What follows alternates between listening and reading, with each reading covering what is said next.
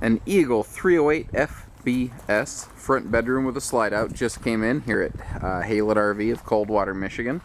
And this looks like it's seen a little use, but it is in fantastic condition.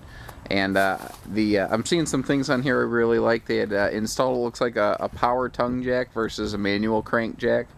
The stone guard on the front obviously is there to reflect flying stones and keep your trailer looking good. Now this was one of the signatures of this floor plan. The second entry door is actually on the slide out side, the driver's side of the coach in the bedroom. And they just don't generally build trailers like that today. And I'm not really sure why. If you talk to anyone who has had a floor plan like this with the slide out on the door side, they love it and wish they could get another one like it. For some reason it just kind of phased out. It's one of those unexplained things that I can't ever get a clear answer on from anybody. But that second door is really nice because you can hop in and out to the utility side of the trailer, double check hoses, cables, connectors, things like that. This is a rear living room with a, obviously a big window in the back, tons and tons of light. Lots of light in the living room. The slide out's loaded with lights. And now the original owners did add a nice little accessory hitch here.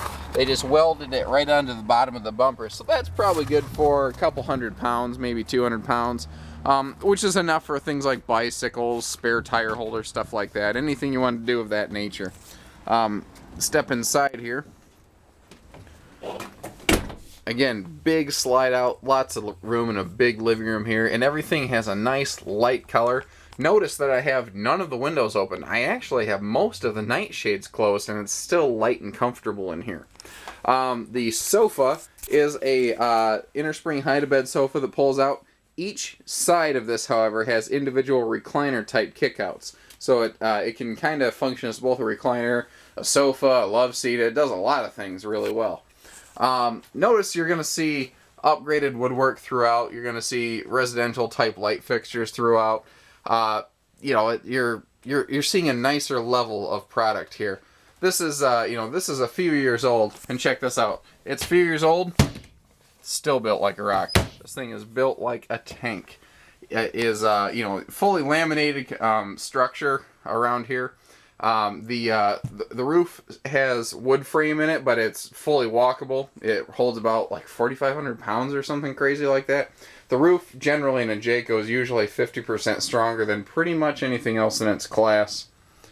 Another handy little thing, a lot of times rear living rooms are really hurting on kitchen space, but this one they paid the attention to also include a very nice pantry in here.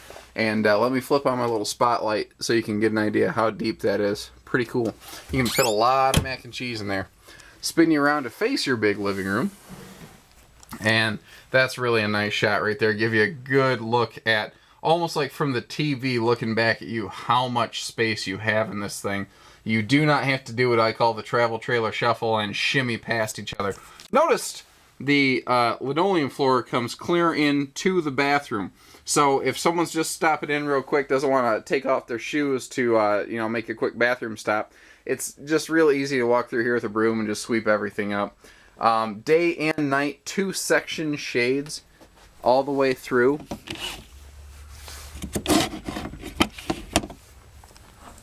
Chairs look like they've seen some use, but they got a lot of life in them. I don't see where they're like snagged or worn open or anything like that. All your fabrics still look really nice on them.